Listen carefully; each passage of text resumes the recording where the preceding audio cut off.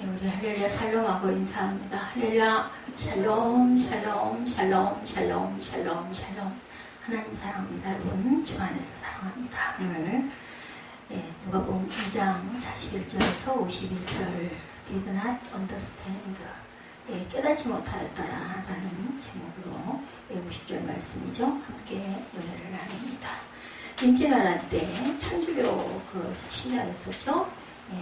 일본 장수 고니시가 천주교 신자들로 구성된 부대를 이끌고 전쟁에 참전하면서 세스페테스라는 스페인 식구를 대동을 합니다. 이로써 우리나라 기독교, 정확히 말하면 기독교 가톨릭이죠. 그때는 가톨릭의 공식적인 처음 만남이 열리게 되죠. 정묘란 후 1619년이에요. 청나라의 인질로 끌려간 소현세자가 있었어요. 북경에 있던 신부 아담샬과 친분을 맺고 천주교와 서양의 과학기술을 배운 것이 두 번째 만남. 천주교가 처음에 들어올 때 그 다음에 소현세자가 친분을 맺습니다. 아담샬, 북경에 있던 그 선교사였겠죠. 천주교와 서양의 과학기술을 접목해서 배워가는 게 두 번째. 그 천주교는 계속적으로 조선에 보급이 되고 영조 때, 여러분들 아시죠? 이 나라 임금, 아마 영조 임금 아실 겁니다. 황해도와 강원도 지방에 퍼집니다. 그런데 그때 문제가 발생해요. 천주교가 우상숭배라 해서 제사를 부정하면서 문제가 대두가 됩니다. 조선에 대한 효를 중시하던 유교의 나라였죠. 유교의 나라던 조선이 그걸 가만두고 볼 수 없어요. 그래서 조선 정부는 천주교를 엄하게 금지를 시킵니다. 그러던 중에 1785년이에요. 지금으로부터 2019년이니까 계산하면 200년 조금 더 되죠. 서울 명동에 살던 그냥 보통 사람 중인이에요. 김보무 집에서 이승우를 비롯한 몇 명 사람이 미사를 드리다가 체포가 돼요. 잡혔어요. 금지시켰는데 미사를 드리니까 유교의 나라 조선이 그것을 두고 볼 리가 없어서 엄하게 금지시킨 이 부분을 깨뜨렸다 해서 체포가 됩니다. 그때 김보무가 귀향을 가서 죽음으로 최초의 순교자가 됐어요. 그 집이 지금의 명동 성당 자리.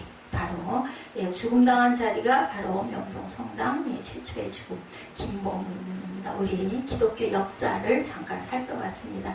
그로부터 6년 후 1791년 정조 15년 전라도 진산에 사는 양반 윤지충이 모친상을 당했을 때 위패를 모시지 않고 제사를 지내지 않았다는 사실이 조정에 알려집니다. 그래서 윤지충과 그 사촌 권상현이 폐륜이요 혹세무한하다는 죄목으로 차명을 당해요. 또 죽습니다. 이 사건이 신의 박해 사건이 됩니다. 이 시대 제사를 지내지 않은 것은 유교의 핵심인 효를 부정하는 것이고 나아가 나라의 어머니인 왕에 대한 충을 부정하는 행위로 여겨집니다. 부모에게 효도하지 않으면 나라의 왕에게 충성하지 않았다라는 죄목이 지어지죠. 그 이후 우리나라 선교 역사는 끊임없이 효와 신앙의 대립의 역사가 되어서 흘러옵니다. 그리고 이 문제는 과거 역사가 아니라 현재 진행형으로 흐르고 있습니다. 지금도 명절 때 본의 아니게 이 문제로 충돌하는 일들이 참 많죠. 저도 처음에 예수 믿을 그 초기 당시 1970년대였었죠. 그 이전 그때 그런 분들이 많이 있었어요. 예수를 믿고 교회를 나가다 보니까 제사를 모시지 말고 그냥 기도로 이렇게 해서 해놓고 기도합시다. 이런 이야기들을 많이 나오면 절대 그럴 수 없다. 더구나 온 가족이 예수를 믿으면 상관이 없는데 아내가 대개들 교회를 나가고 남편들은 교회를 안 나가는 경향이 많았어요. 그러다 보니까 아내들은 할 수 없이 제사 음식을 마련해야 되고, 근데 다행인 건 여성들은 절을 하지 않아도 되죠. 그런 부분 때문에 뒤로 물러나 있게 되는데 마음으로 기도했다고 얘기합니다. 근데 남자분들이 예수를 믿는 경우에는 이 기도회가 온전히 왜냐하면 집안에서도 다 모이잖아요. 예수 믿지 않는 사람들이 많다 보니까 문제 충돌이 있었습니다. 제사 지내지 않는다는 이유로 이웃들로부터 너는 조상도 몰라보는 쌍것이냐 이런 똑똑한 공격을 당하기도 하죠. 어떤 어른들은 기독교는 좋은데 왜 조상이나 부모를 무시하냐 이것이 너무 싫다 이런 이야기들도 많이 해서 할 수 없이 제사를 드리고 나중에 기도했다 이런 이야기들도 있고 이게 어떤 게 옳으냐 한참 이 부분 때문에 논란이 참 많았습니다. 그래서 기독교는 부모나 조상을 무시하는 게 아닌데 그걸 그렇게 생각하지 않고 제사를 모시지 않는 거는 부모나 조상을 무시한다 이렇게 생각했다는 거죠. 제사를 반대했던 것뿐이죠. 예, 제사는 중국으로부터 유입된 사실 외래 문화입니다. 유교의 창시자인 공자, 예, BC 551년에서 BC 479년 이전 한나라와 상나라 때 제사를 지낸 기록이 예, 역사적으로 나와 있습니다. 그 기록에 따르면 당시의 제사는 죽은 자가 아닌 살아있는 자에 대한 예였다고 해요. 살아있는 자, 즉 살아있는 어른을 높은 곳에 앉혀놓고 제사 형식의 예를 갖춘 것이 제사에 대한 공식적인 기록이었다고 합니다. 우리나라에 유교의 주자학이 전래된 것은 고려 때인데 이 주자학의 영향으로 설날 아침 어버이에게 세배를 올린 후에 아침밥을 먹었는데 이때도 죽은 조상에게 제사는 지내는 제사는 없었다고 그래요. 이때도. 그러다가 고려 말에 와서 성리학의 영향으로 사당을 지어서 위패와 신주를 모셔놓고 특별한 사람에게 제사를 지내게 되었다고 합니다. 우리나라에서 죽은 조상에게 제사를 지내게 된 것은 조선 태조 이성계 때부터였다고 그래요. 이성계는 유교를 국교로 삼고 제사를 장려했죠. 그런데 그가 제사를 장려한 것은 조상에 대한 효가 목적이 아니었고 자신이 무력으로 정권을 찬탈해서 조선을 세웠기 때문에 떠난 민심을 자신에게 돌리고 정권을 유지하기 위한 제사의 권장이었다고 합니다. 그리고 그 아이디어는 불교 승려인 무학대사에게서 나왔다고 해요. 여러분들 역사적인 부분 재밌지 않으세요? 네. 굉장히 아이러니한 사실입니다. 저도 이렇게 세세한 내용은 몰랐는데 조사하는 과정에서 알게 됐어요. 당시 조선 정부에서 권장한 제사상 차림법에 따르면 대추, 밤, 곶감 이 필수적으로 올려졌다고 하는데요. 여기에 정치적인 술수가 들어있다고 합니다. 씨앗이 하나뿐인 대추는 이 나라의 왕은 오직 이성계 한 사람뿐이다. 이런 의미를 갖고 있고요. 씨가 3개인 밤은 조선의 삼정승을 상징했고 씨가 6개인 감은 육판서를 의미하는 것이었다고 합니다. 즉 우리나라의 조상제사는 고유의 미폭양속이 아니라 중국에서 수입된 외래 문화였고 이성계의 정치적인 술수와 무학대사의 아이디어로 만들어졌다라는 거죠. 사실 유교에는 내사나 구원이나 영생이 없어요. 철저히 현실 중심의 종교입니다. 그러한 유교가 조상신과 제사를 강조하는 것은 우리나라 무속신앙과 정치적인 의도 등이 혼합되면서 변질된데 이런 이유로 우리는 제사를 반대했다는 거죠. 그리고 기독교가 제사를 반대한 또 다른 이유는 제사가 귀신을 초대하는 의식이었기 때문이다. 여러분들 그 요가 아시죠? 요가에 나오는 그 삽입된 그 곡들이 영을 부르는 곡이어서 기독교인들은 요가를 사실은 하지 않는 게 옳습니다. 성경은 제사는 조상에게 하는 것이 아니라 귀신에게 하는 것이다 라고 분명히 말씀하고 있어요. 고린도전서 10장 20절부터 22절에 보면 주보 참조하시기 바랍니다. 무릇 이방인이 제사하는 것은 귀신에게 하는 것이요 하나님께 제사하는 것이 아니니 나는 너희가 귀신과 교제하는 자가 되기를 원하지 아니하노라. 너희가 주의 잔과 귀신의 잔을 겸하여 마시지 못하고 주의 식탁과 귀신의 식탁에 겸하여 참여하지 못하리라. 이렇게 말씀합니다. 사람이 죽으면 영원히 세상에 머무는 것이 아니라 현세와는 전혀 다른 차원의 영적 세계로 들어간다라는 거죠. 즉 죽음 이후에는 천국이 아니면 지옥으로 간다라는 말입니다. 그리고 그렇게 천국이나 지옥으로 간 영혼이 거기에서 나와 우리가 살고 있는 세상이나 우주에 돌아다닐 수가 없고 살아있는 사람이나 현 세상에 좋은 영향이든 나쁜 영향이든 미칠 수가 없다. 누가복음 16장 19절에서 31절에 증거하고 있습니다. 따라서 죽은 조상에게 제사 음식은 아무 의미가 없다. 도리어 제사를 통하여서 악귀들을 집안으로 불려들여서 불행을 자초하는 일이 된다고 성경은 분명히 말씀합니다. 왜냐하면 귀신은 사람들을 죄짓게 만들고 병들게 하고 미워하게 하고 살인하게 하고 도둑질하게 하고 음란하게 만드는 존재이기 때문이다. 그러나 제사를 지내다 보면 시기와 다툼이 일어나고 그래서 싸움이 많이 일어나요. 집안 식구들이 모이면 혼란과 악한 일들이 생겨납니다. 야고보서 3장 14절에서 16절 우리 함께 보죠. 찾아서 한번 보도록 합니다. 야고보서 3장 14절에서 16절 봅니다. 이게 본문이 바뀌어가지고 여기 나와 있는 부분들이 아마 도움이 안 되실 것 같네요. 야고보서 3장 14절에서 16절 찾으신 분 함께, 계시록 12장 10절도 있습니다. 우리 함께 합독합니다. 그러나 너희 마음속에 독한 시기와 다툼이 있으면 자랑하지 말라. 진리를 거슬러 거짓말하지 말라. 이러한 지혜는 위로부터 내려온 것이 아니요 땅의 것이요 정욕의 것이요 귀신의 것이니 시기와 다툼이 있는 곳에는 혼란과 모든 악한 일이 있습니다. 남을 참소하게 된다라고 얘기하죠. 계시록 10장 10절에도 보면 내가 또 들으니 하늘에 큰 음성이 있어 이르되 이제 우리 하나님의 구원과 능력과 나라와 또 그의 그리스도의 권세가 나타났으니, 또한 요한일서 2장 13절에 보면 우리 형제들을 참소하던 자 곧 우리 하나님 앞에서 밤낮 참소하던 자가 쫓겨났고 약해졌다 이렇게 말하고 있습니다. 아비들아 내가 너에게 쓰는 것은 너희가 태초부터 계신 이를 알았으며 청년들아 내가 너에게 쓰는 것은 너희가 악한 자를 이기었습니다. 거짓말하게 된다고 하죠. 요한복음 8장 44절에 너희는 너희 아비 마귀에서 났으니 너희 아비의 욕심대로 너희도 행하고자 하느니라. 그로 처음부터 살인자여 진리가 그 속에 없었으므로 진리에 서지 못하고 거짓말을 말할 때마다 제 것으로 말하느니 이는 그가 거짓말쟁이요 거짓의 아비가 되었습니다. 병이 생기죠. 그러므로 성도만이 아니라 모든 사람들은 제사를 지내는 것이 온전치 않다. 이렇게 성경은 제사에 대해서 절대적으로 반대하는데 부모 공경에 대해서는 강조합니다. 엄청 강조하죠. 신명기 5장 16절 말씀 여러분들 잘 아시죠? 너는 내 하나님 야훼께서 명령한 대로 내 부모를 공경하라. 그리하면 내 하나님 야훼가 내게 준 땅에서 내 생명이 길고 복을 누리리라.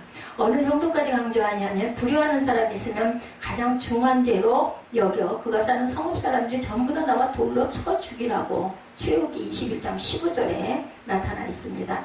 자기 아버지나 어머니를 치는 자는 반드시 죽일지니 자기 아버지나 어머니를 저주하는 자는 반드시 죽일지니라. 이렇게 출애굽기에 증거합니다. 레위기 20장 9절에도 나와 있죠. 만일 누구든지 자기 아버지나 어머니를 저주하는 자는 반드시 죽일지니 그가 자기 아버지나 어머니를 저주하였은즉 그의 피가 자기에게로 돌아간다. 마태복음 15장 4절에도 증거합니다. 잠언 30장 17절에도 만약 그렇게 징벌하지 않거나 혹 사람들이 그의 불효를 모른다면 아비를 조롱하며 어미 순종하기를 싫어하는 자의 눈은 골짜기에 까마귀에게 쪼이고 독수리 새끼에게 먹히리라. 이렇게 증거되어 있습니다.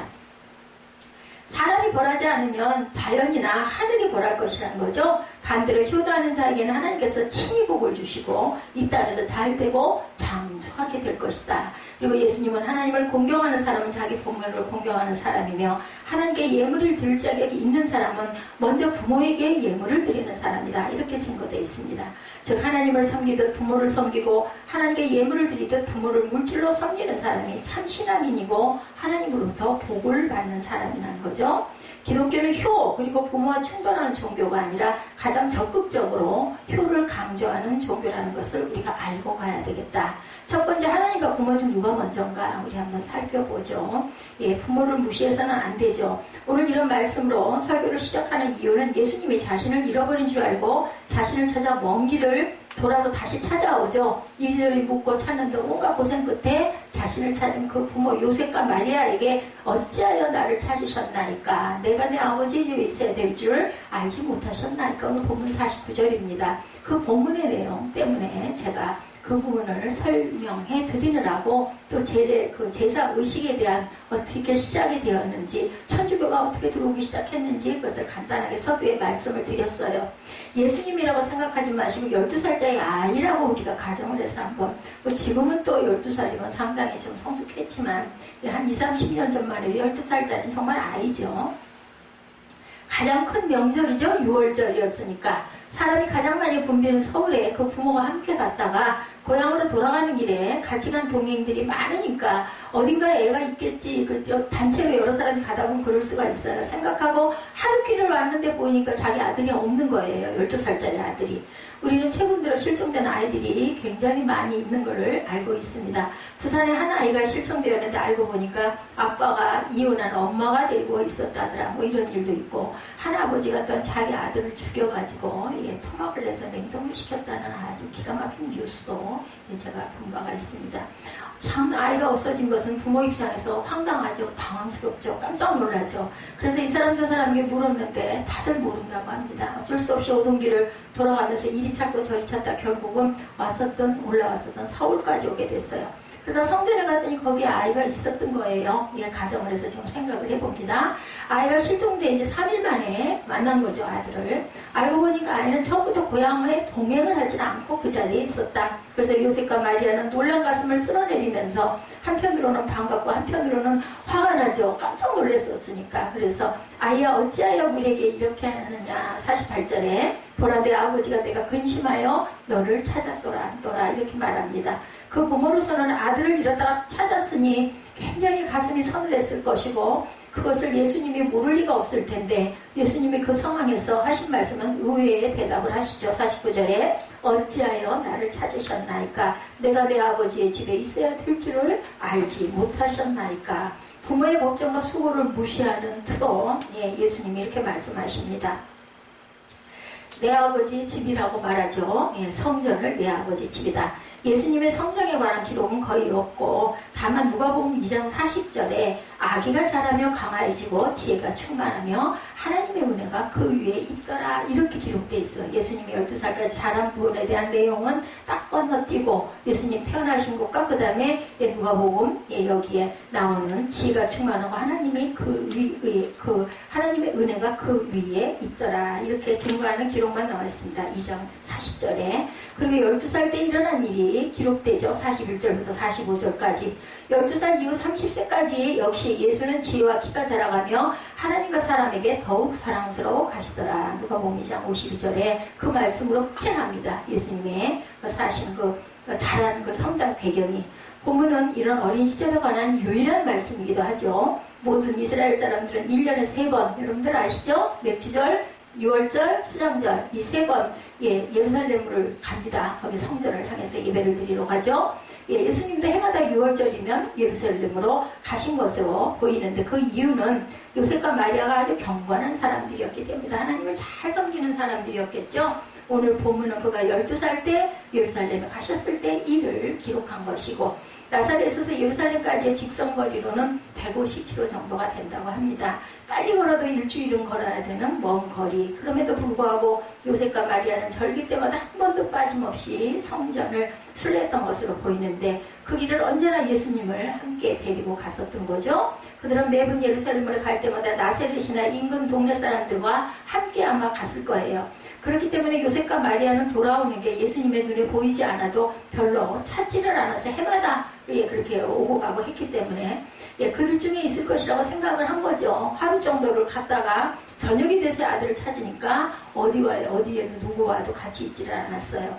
좀 더 세밀하게 찾아보았지만 여전히 찾을 수가 없습니다. 할 수 없이 왔던 길을 되짚어가면서 계속 아이를 찾았겠죠. 그렇게 하다가 예수님과 헤어진 지 사흘이 지나서 예루살렘에 도착했고 성전에서 예수님을 만난 거예요. 저는 아마 화가 나는 게 아니라 그냥 놀라서 눈물이 막 줄줄 흐를 것 같은데 일반적으로 아이들이 부모와 헤어지면 울고불고 난리일 텐데 예수님은 전혀 그렇지 않고 오히려 당연한 듯 아주 편하게 성전에 있었습니다. 우리 에스더 전도사를 잃어버려가지고 제가 막 한 2정거장 이상을 마라톤을 했던 기억이 납니다. 인공폭포 앞에까지 뛰어갔다가 동네에 갔더니 절에 턱하니 언니 커다란 빨간 신발을 신고 수도가에서 뽀빠이를 먹으면서 유유자적하게 웃고 놀고 있더라고요. 기가 막히죠. 그래도 얼마나 고맙고 기뻐요. 막 미친 사람처럼 임산부가 9개월이나 된 임산부가 그렇게 길을 뛰었습니다. 그 창피한 줄도 모르고 부모 마음은 이렇습니다. 그가 선생들 중에 앉아서 그들에게 듣기도 하며 묻기도 하셨다. 46, 7절에 이렇게 나타나 있습니다.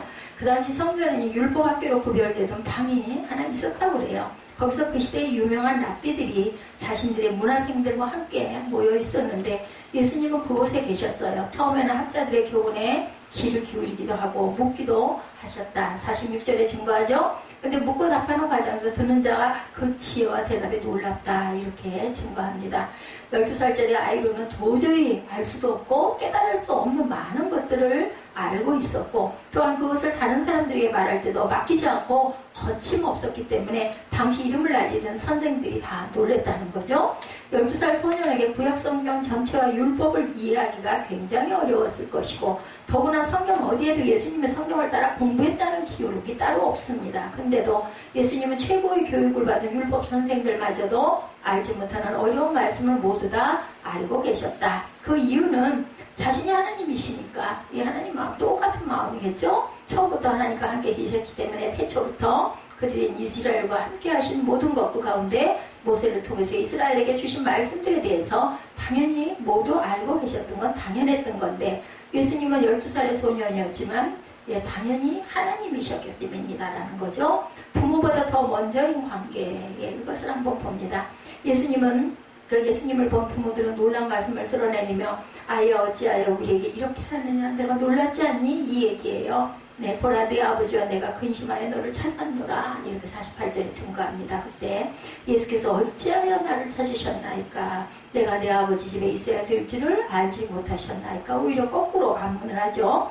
왜 찾으셨어요? 괜한 고생하셨네요 라는 말입니다. 우리가 아이를 잊어버렸다가 천신만고 그때 애를 찾았는데 막 이렇게 되다 보면 어떨까요? 막 기가 막히겠죠. 거기다 여기는 내 아버지 집입니다 라고 말하면 12년 동안 고생해서 키웠는데 아마 자기 아버지는 다르다는 말을 불쑥한 어떤 그런 느낌도 들 것 같아요. 배신감 비슷하게, 그죠? 아마도 부모를 가슴에 서늘한 비수가 들어오는 느낌, 이런 느낌, 마음이 서늘해졌겠죠. 이렇게 내가 걱정해서도 아마 화를 냈을 것 같습니다. 예수께서는 이 말씀을 하신데, 그런데 이유가 있었다. 첫째, 저를 찾으려면 당연히 성전으로 와야지 왜 엉뚱한 곳을 찾아다니셨습니까? 라는 뜻. 지금은 뭐 휴대폰이 있으니까, 그죠? 뭐 전화를 걸어봤으면 됐을 텐데. 두 번째는 제가 태어나기 전부터 지극히 높으신 이의 아들이라는 것을 두 분도 알고 계실 것이고, 저도 성전에서 내 아버지와 좀 더 같이 있는 것이 당연하다는 것도 알고 계시지 않았겠습니까? 이런 뜻을 내포하고 있습니다. 예수님은 육신의 부모인 요셉과 마리아의 관계도 중요하지만 그보다 더 원천적인 관계인 하나님 아버지의 관계를 말씀하고 계신 것이었고, 이 땅에 보내어진 하나님으로보다 더 중요한 관계 속에 있는데 그것을 왜 그렇게 이상하게 생각하십니까? 이런 반문이에요. 요셉과 마리아는 잊지 말았어야 됩니다.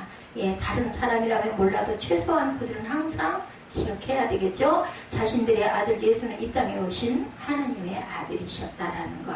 하나님 우선이 되면 다른 관계도 최고가 됩니다. 그 다음, 혹시 저와 여러분들 국회에 계류 중에 효와 관련된 법들 있다고 합니다. 이른바 효도법과 불효 방지법들, 이런 것들이 있다고 그래요. 국회에는 효도법, 불효방지법. 효도법은 자식이 부양의 의무를 이행하지 않을 때 형벌상 범죄를 저질렀을 때 부모가 재산증여를 취소할 수 있다라는 법이고, 불효방지법은 부모를 학대하거나 현장에 부당한 대우를 했을 때 자녀에게 증여한 재산을 취소할 수가 있다라는 겁니다. 이런 취지의 법들입니다. 이 설교 원고는요, 한 2주 이상 그 전에 만들어진 겁니다. 법으로 너무 과하게 효의 범위에 대한 규정을 짓는 건 아닐까 하는 생각이 들 수 있지만, 왜 이런 법들이 제정되기 위해 대기 중인가 하는 이유를 우리가 한번 알아야 됩니다. 최근 들어 자녀들에게 미리 재산을 증여하고 나서 무시를 당하거나 부양을 받지 못하는 경우가 많아서 살 길이 막막해진 부모님들이 많다고 해요. 그러던 중에 증여한 재산을 모두가 부모가 돌려받기 위한 이른바 환수소송이라는 것을 해도 효와 부양의 범위에 대해서 미리 명시하지 않았다는 이유로 패소하는 경우가 많다고 합니다. 결국 돈도 잃고 자녀도 잃는 부모가 많아졌기 때문에 이런 법의 필요성이 제기된 것이라고 하네요.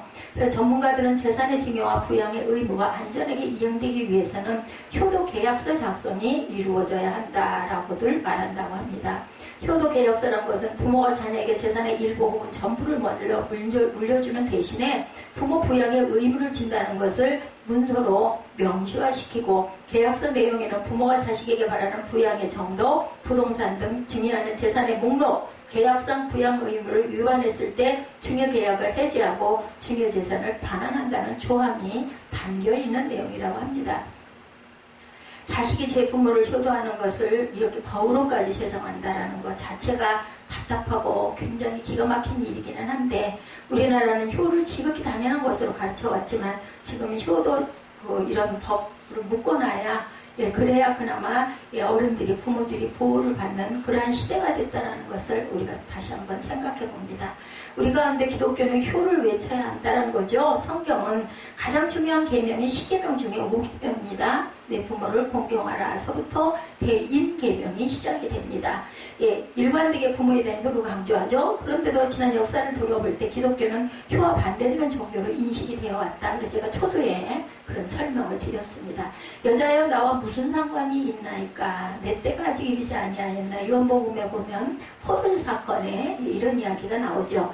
예수께서는 분명한 의도를 아직 때가 아니다 라고 갖고 있었지만 어떻게 했어요? 마리아가 항아리를 갖다 드려라 하니까 거기에 물을 퍼 담으라 하고 이제는 갖다 주어라 해서 나중에 그 연회석상에 갔더니 물이 포도주가 되어 있는 사건 여러분들 아실 거예요. 예, 예수님도 어머니의 말씀에 순종을 하셨다. 아직 내 때가 아니다 했음에도 불구하고 오늘 본문이 말씀하라는 것 성자 하나님으로 이 땅에 오신 예수께서 더 우선적이고 중요한 관계는 하나님 아버지와의 관계. 이것은 본인을 위해서가 아니라 주변인들도 항상 인식하게 있어야 할 중요한 사항이다. 나와서 하나님과의 관계가 이 세상 어떤 사람과의 관계보다 우선이라는 것은 예수님만이 아니라 모든 성도들도 마찬가지라는 것을 말씀하시는 부분입니다. 바로 이것 때문에 오해의 소지가 있지만 예수님은 그렇게 행동하셨고 그런 말씀을 하신 거죠. 예, 오늘 예수님의 말씀처럼 하나님과의 관계가 바로 서면 사람과의 관계도 오히려 더 깊어지고 풍성해진다는 것을 우리가 느끼고 가셔야 할 것 같습니다. 주님의 일 먼저, 하나님의 일을 먼저, 교회 먼저, 예배 먼저, 그리고 부모나 가족을 무시한다면 그 사람의 신앙은 잘못된 신앙이다. 하나님 먼저, 주님의 일 먼저, 교회 먼저, 예배 먼저 하는 사람은 부모나 가족이나 다른 사람을 더 사랑하는 사람들이다. 이것이 바른 신앙이죠. 예수님 때문에 남편을 더 사랑하게 되고 예수님 때문에 아내를 더 사랑하게 되고 예수님 때문에 부모를 더 사랑하고 예수님 때문에 자녀를 더 사랑하고 예수님 때문에 이웃을 더 사랑하게 되는 것이 바로 하나님이 원하시고 기뻐하시는 바른 신앙이라는 것.